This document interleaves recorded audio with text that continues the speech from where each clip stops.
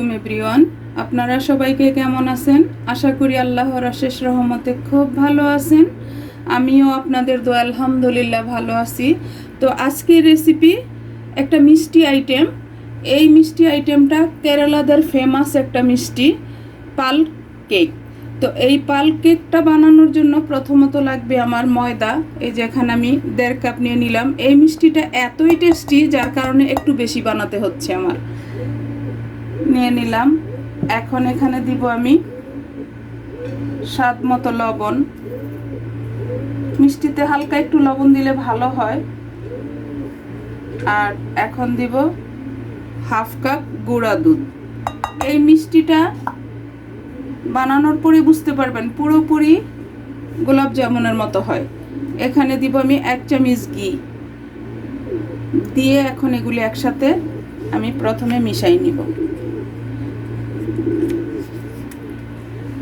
এই কেরালা পাল কেকটা খেতে এত টেস্টি, বললামই তো, একবার বাসায় বানালে বুঝতে পারবেন যে এটার টেস্ট কতটুকু। এই যেভাবে আমি পুরোটা মিশাই নিব। এই যে সব কিছু একসাথে মিশানো হয়ে গেল। এখন আমি দিব 1/2 চা চামচ বেকিং সোডা আর 1/2 চা চামচ দিব এলাচ গুঁড়া, যে 1 প্যাকেট ইনো দিয়ে এটাকে আবারও মিশাই নিব। অনেক টেস্টি একটা ডেজার্ট। আজকের এই কেরালা পাল কেকটা যদি আপনাদের একটু ভালো লাগে তাহলে আমার চ্যানেলটাকে সাবস্ক্রাইব করবেন, লাইক করবেন, শেয়ার করবেন এবং কমেন্টস করবেন। এখন এখানে দিয়ে দিব আমি 1/4 কাপ টক দই।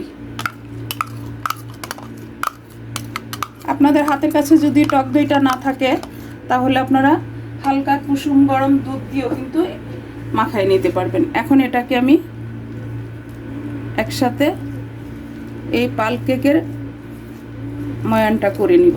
পাল কেকের ময়ানটা আমার করা হয়ে গেল। এখন এটাকে আমি 10 মিনিটের জন্য রেস্টে রেখে দিব। 10 মিনিটের মধ্যে এদিকে এটা রেস্টে থাকবে, ওইদিকে আমি চিনি শিরাটা রেডি করে নিব। এই যে এখন আমি চিনি শিরাটা বানানোর জন্য এই যে একটা ফ্রাই প্যান বসাই দিছি। এখানে প্রথমে দিব আমি 2 কাপ চিনি, 1 কাপ দিয়ে দিলাম, এই যে আর 1 কাপ দিলাম। এখন এই 2 কাপ চিনির মধ্যে আমি 2 কাপ পানি দিব,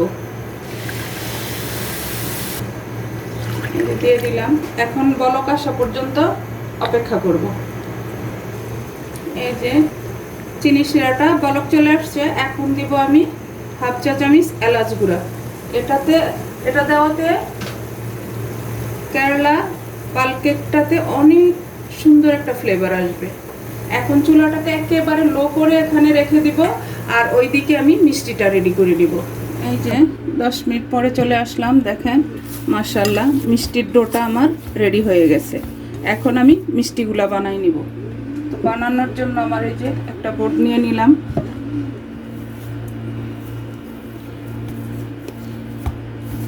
এটাতে যে ময়দা দিছি এটার কোনো ফ্লেভারই পাবেন না আপনারা যদি আমার রেসিপিটা ফলো করে এভাবে বানায় নেন।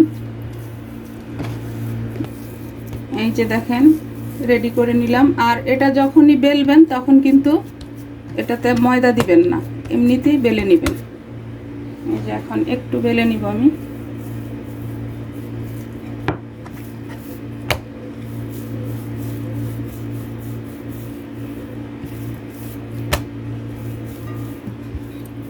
এই যে রেডি হয়ে গেল আমার পাল কেকের। এই যে এরকম মোটা হবে, থিকনেসটা এরকম থাকবে। এখন এটাকে আপনারা যেই শেপ পছন্দ করেন ওই শেপে কেটে নেবেন। আমি এই যে শেপটা নিলাম। বিসমিল্লাহির রহমানির রহিম। যার যেটা ভালো লাগে ওই রকম করে এই কেরালা পাল কেক মিষ্টিটা আপনারা কেটে নিতে পারেন। আর এটার নাম পাল কেক, কিন্তু এটা পুরোপুরি মনে হয় যেন গোলাপ জামুন। আর খেতে এত টেস্টি, বাসায় না বানালে বুঝতে পারবেন না। আর আজকের এই রেসিপিটা যারা ফেসবুক পেজ থেকে দেখতেছেন তাদের উদ্দেশ্যে বলি, প্লিজ আমার পেজটাকে লাইক, শেয়ার, কমেন্টস করে দিবেন। এই যে হয়ে গেল আমার। এখন এই যেভাবে আমি দেখেন মাশাআল্লাহ। এখন এই প্লেটটাতে হালকা একটু ঘি মাখায় নিব, মাখায় এই যে এখানে রেখে দিব। আমি 2 রকমে কাটবো, একটা তো দেখালাম আপনাদেরকে যেটা গোল, আরেকটা আমি হার্ট শেপে কাটবো, সেটাও আমি আপনাদের সাথে শেয়ার করতেছি। এই যে আমি ওই প্রথম যে পালকেকের ব্যাটারটা থেকে যতগুলি পালকেক কেটে নিলাম, ওটার বাকি যে অংশটা সেটা দিয়ে আবার এই যে এটা বানাই নিলাম, কারণ এটা ফেলানোর কিচ্ছু নাই, সব কিছু দিয়েই এই মিষ্টিটা রেডি হয়ে যায়। এখন এই যে আমি হার্ট শেপে কাটবো, বললামই তো যার যেটা ভালো লাগে সেই শেপে আপনারা কেটে নেবেন। অ্যাকচুয়ালি কেরালাটা চৌকো শেপটাই কাটে, মানে 4 কোনা, তো আমরা একটু সুন্দরভাবে ডিজাইন করে নিলাম। এই যে হার্ট শেপেরটাও আমার কাটা হয়ে গেল, এই যে বাকি অংশটাও কিন্তু আমি আবার বানাই নিব। এই যে দেখেন দেখেন মাশাআল্লাহ। এই যে এটা আপনি যদি বাসায় অল্প বানান তাহলে কিন্তু চলবে না, এটা অনেক বেশি করে বানাতে হবে। এত টেস্টি একটা ডেজার্ট, এই মিষ্টিটা আপনি মুখে দিলে বুঝতে পারবেন, মনে হবে যেন শুধু দুধ দিয়েই বানানো হয়েছে, এরকম টেস্টি হয়। এই যে দেখেন, তো এইভাবে আমি সবগুলি বানায় তারপর এটা আবার কিভাবে রেডি করি সেটাও আমি আপনাদের সাথে শেয়ার করতেছি। এই মিষ্টিগুলো আমি বানাই নিয়ে আসলাম, আর এই যে এখানে আমার চিনি শিরাটা এখন আমি ওই চুলাতে ট্রান্সফার করে দিব। এই যে এখন এই পালকেকটা ভাজার জন্য আমি একটা ফ্রাই প্যান বসাই দিলাম। এই যে এখন আমি তেলটা দিয়ে দিব, আর ভাজার জন্য ডুবো তেল লাগবে, এটা আমরা সবাই জানি। আমার চুলার আঁচটা আছে মিডিয়ামে, আর তেলটা যখনই এই মিষ্টিটা বানাবেন তেলটা বেশি গরম করবেন না, যখন হালকা গরম হয়ে আসবে তখন আমরা এই কেরালা পালকেকগুলো দেওয়া শুরু করে দিব। বিসমিল্লাহির রহমানির রহিম। এই যে দেখেন মাশাআল্লাহ, দেখেই তো মন জুড়িয়ে যাবে, তাই না? তো প্লিজ কার কার ভালো লাগে অবশ্যই আমাকে কমেন্টসে জানাবেন, আর কে কে এই রেসিপিটা ট্রাই করেন। এটা কিন্তু কোনো অকেশনেও রাখতে পারেন। আমি এই প্রথম বেশটা আগে ভাজি, তারপর আবার বাকিগুলো দিব। দেখেন মাশাআল্লাহ, দেখেন মাশাআল্লাহ, মিষ্টিগুলো কিন্তু ফুলে উঠতেছে। এখন একটা করে আমি একটা করে উল্টে দিব। এই যে দেখেন মাশাআল্লাহ, একেবারে ফুলে উঠতেছে। একেবারে সহজ উপায়ে এই রেসিপিটা রেডি হয়ে যায়, অল্প উপকরণের মধ্যে আর অল্প সময়ের মধ্যে হয়ে যায়, কিন্তু খেতেও টেস্টি, দেখতেও অপূর্ব সুন্দর। এই যে এখন এভাবে নেড়ে চেড়ে এটাকে আমি ভাজবো।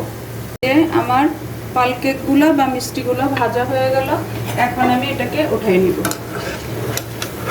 দেখেন মাশাআল্লাহ, একেবারে ফুলকো ফুলকো পালকেকগুলো। এই যে দেখেন, এখন বাকিগুলো ভাজি, ভাজার পরে আমি কিভাবে এটাকে আবার রেডি করি সেটাও আমি আপনাদের সাথে শেয়ার করতেছি। পালকেকগুলো ভাজা হয়ে গেল, এখন এই যে আমি চিনি শিরাতে দিয়ে দিব, আর চিনি শিরাটা কিন্তু হালকা গরম আছে, এই পর্যায়ে দিব। বিসমিল্লাহির রহমানির রহিম।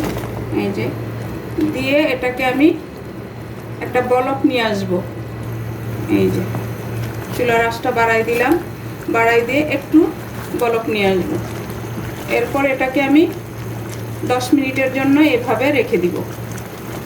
দেখেন মাশাআল্লাহ মাশাআল্লাহ।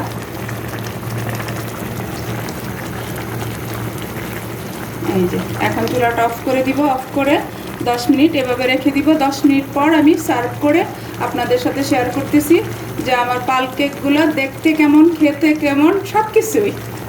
এই যে 10 মিনিটে দেখেন মাশাআল্লাহ মাশাআল্লাহ, আমার কেরালা পালকেকগুলো একেবারে শিরাগুলা খেয়ে একেবারে ফুলে দেখেন একেবারে সফট। এই যে বুঝতে পারতেছেন কিনা জানি না। এই যে এখন এটাকে আমি সার্ভ করে নিব। এই যে একটা এরকম বাটি নিয়ে নিলাম, উঠানো যাচ্ছে না, এত সফট। এই যে এটা একটা মিষ্টি, কিন্তু ওরা বলে যেটা কেক, যার যে দেশে যেমন নাম, তাই না?